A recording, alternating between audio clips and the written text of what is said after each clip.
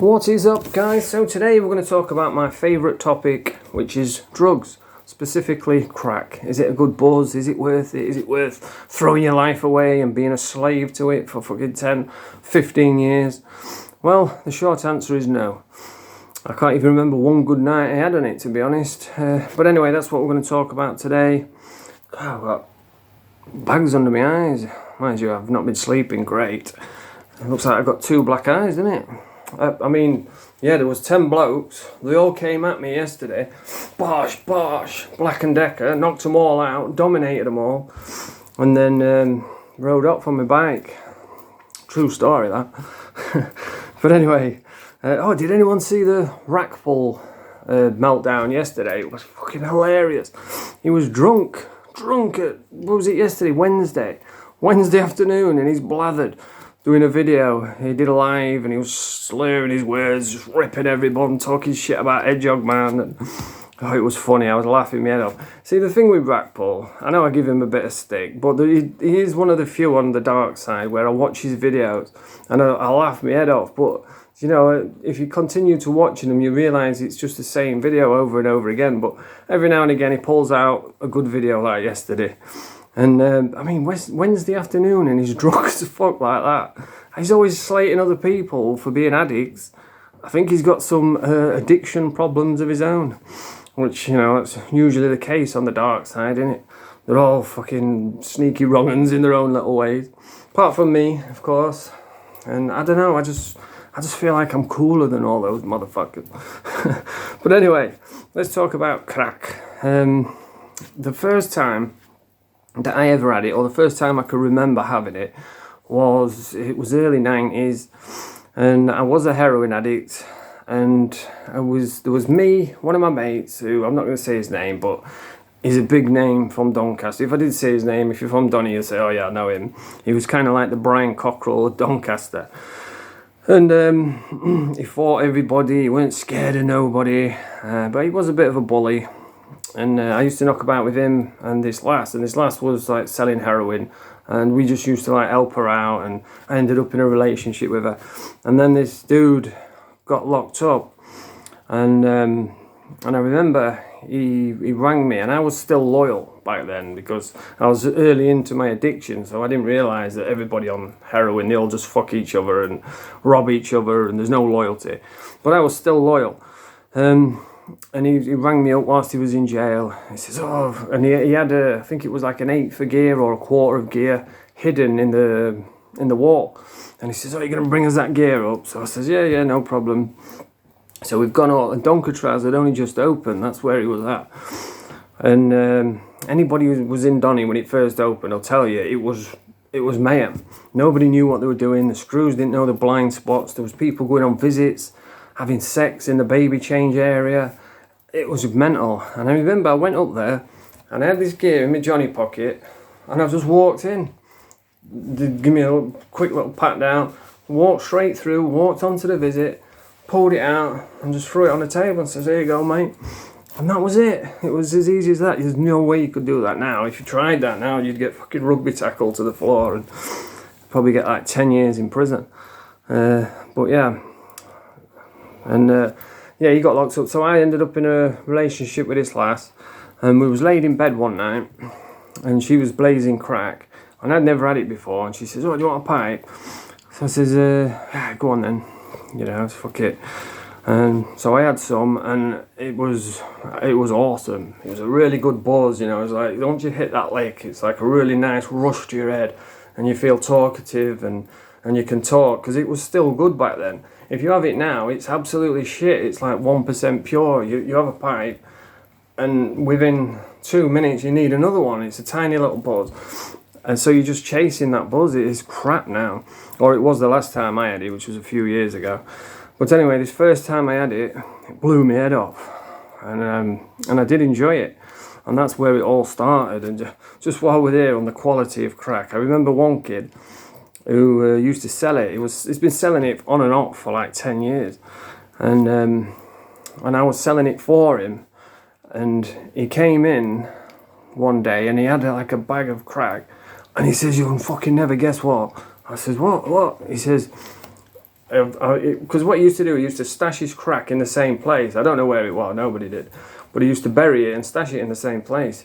And what he'd done is he'd stashed some crack 10 years before, forgot all about it, and then he's come up now, digging up his crack, what he's got now, and then he found the one that he buried 10 years ago, and he's come in, he says, I buried this 10 years ago, I forgot all about it.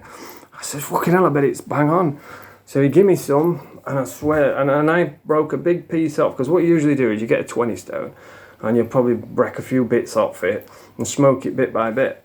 Because it's so crap now, you just end up breaking it in half, and some people just put a full 20 on and blaze it. So I've got this 20 stone from 10 years ago, and I've broke a big chunk off, banged it on, and I'm like, fuck, you know.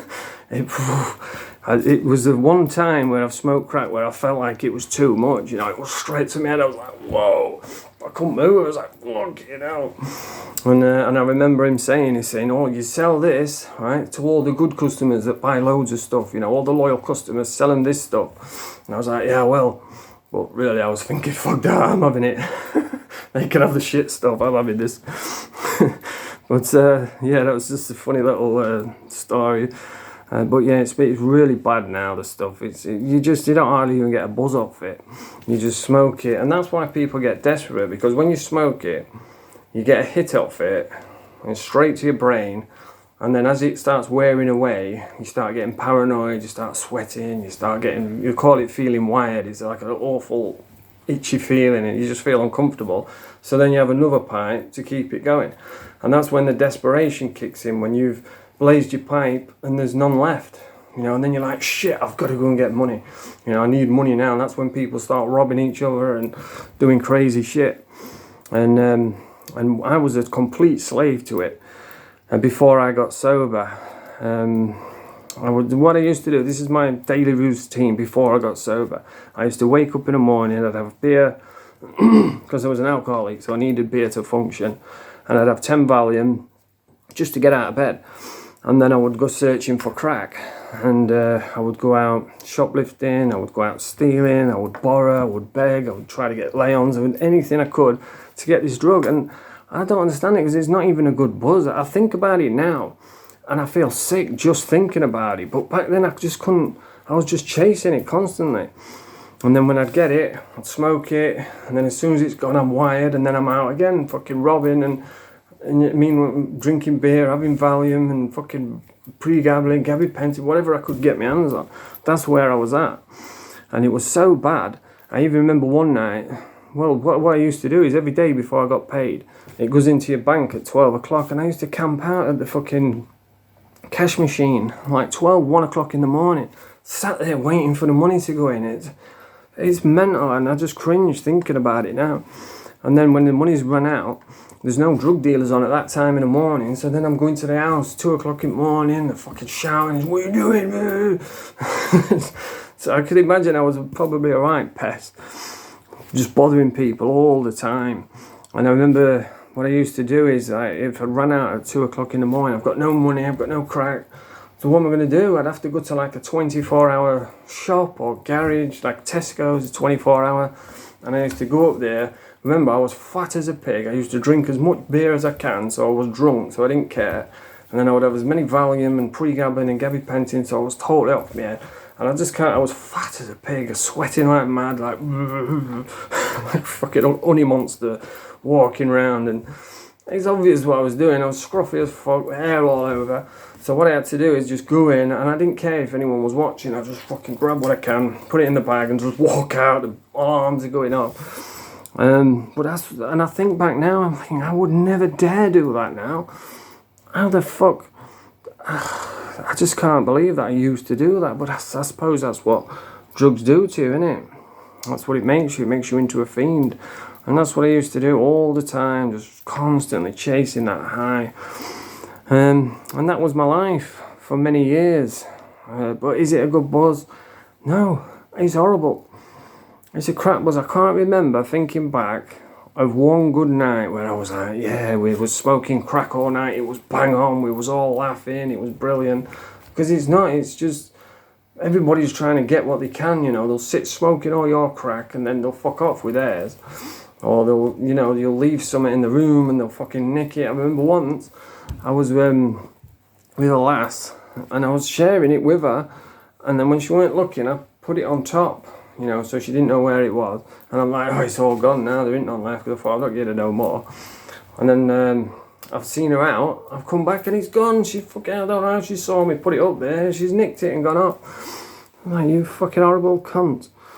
And another mistake what I used to make, and I can't believe I used to do it, and I knew it weren't the right thing to do, but when you're on heroin, right, and then you're rattling from drugs, and then you have a pipe, it makes the rattle 10 times worse. And I remember I was fucking rattling one morning, right, and we just got 30 quid, right. So what I was supposed to do is buy 3 bags of heroin, sort your thing out, and then go looking for crack. But I was that bad, I just bought crack. And I'm blazing it, so now I'm rattling 10 times worse. And now I need money for heroin, and I've got none. And I end up in a right tangle, and it's like, geez, why didn't I just buy heroin? It just don't make sense.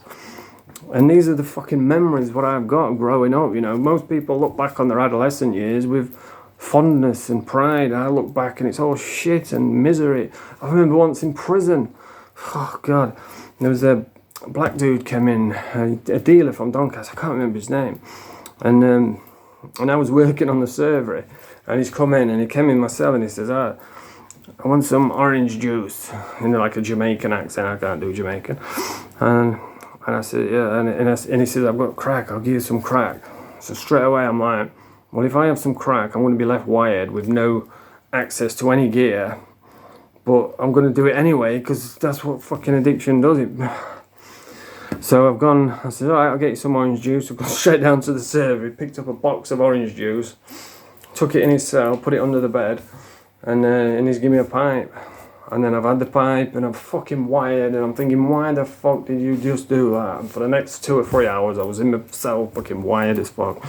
But I met a mate, I suppose. He used to come in my pad every morning saying, Paddy is a humble man. and it just shows you the power of addiction. I knew it was going to make me ill. Oh, and another time when I got a big score, I don't know how much it was. I'm not going to say where it's from because I don't think I got caught for it. But I ended up with a cash tin, and I went in. Right, I picked it. It was a big one as well. I picked it up and it was heavy. I thought, ooh, fucking hell, something in there. It's rattling it. And I took it away, busted it open, and it was full of £20. And I was like, wow, there were thousands and thousands of pounds. I was like, every time I get a good score in my head, it always goes, hallelujah. I don't know why. And by the way, I'm not boasting about this or condoning my behaviour. I was a smelly little junkie. You know, I can't defend my actions, but I just hope karma realises that I was an addict at the time. I wasn't in my right frame of mind. And I've got this big wedge of fucking money. I put it in my backpack. I went into town. I bought a new, and it was a long time ago. I think it was Xbox 360s back then when they'd just come out. Or Xbox Ones, I can't remember. And what was the game? Gears of War. I actually enjoy that game. I love it. And I bought loads of clothes and, you know, just splashed out on stuff. And then when I got back, I was just buying crack.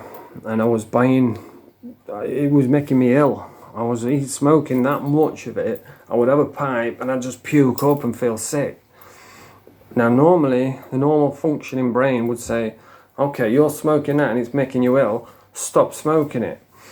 But I was just continuing to buy it, even though I knew I was going to smoke and it was going to make me sick and make me feel ill, but I was continuously buying it.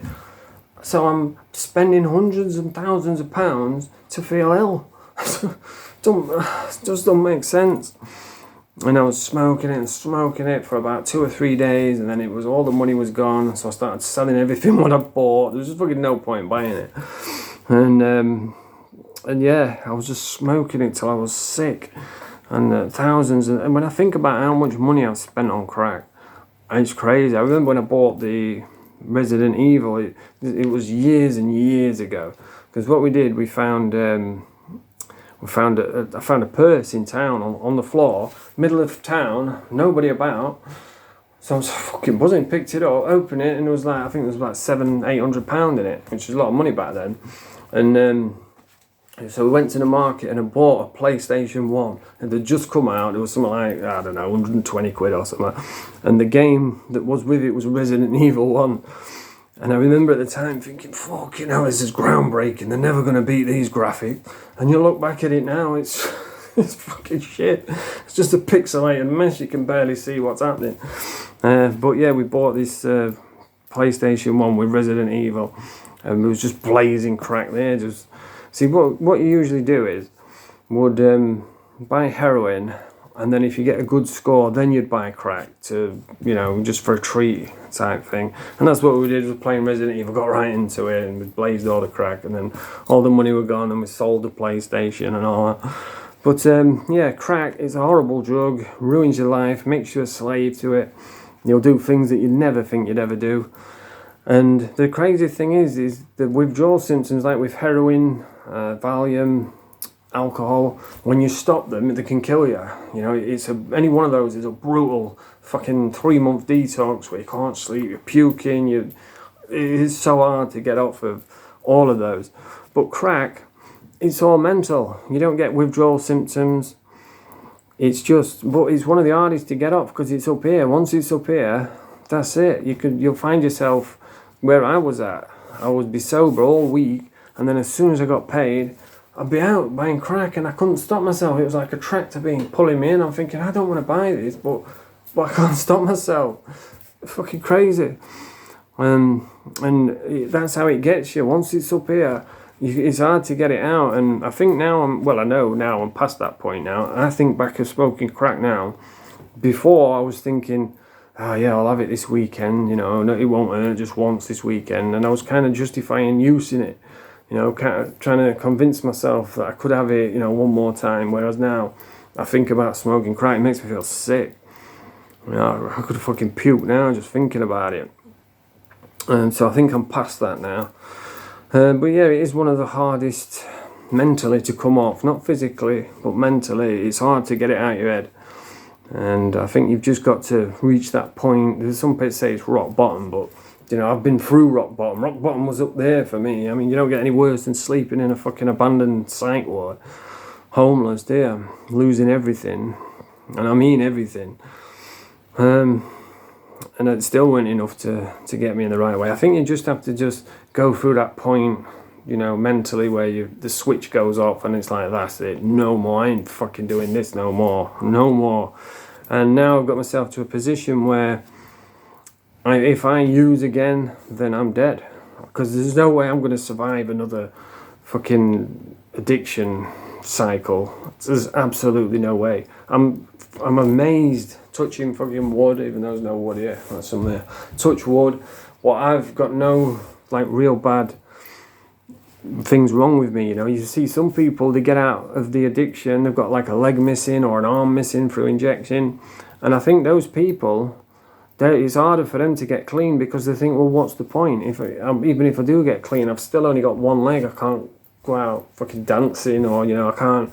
I mean, I suppose you could still have a certain point of life, or a certain way to live, but you know, you can't do a lot of things, and so they'll just say, well, there's no point, I might as well continue being an addict until my addiction kills me, because I've only got one arm, I've only got one leg, I've got no friends left, I've got no relationship, I've got nothing, you know. And that's where I was at one point. But it's amazing that I've got no long-term health things as far as I know, other than obviously I look like I'm a bit ashen.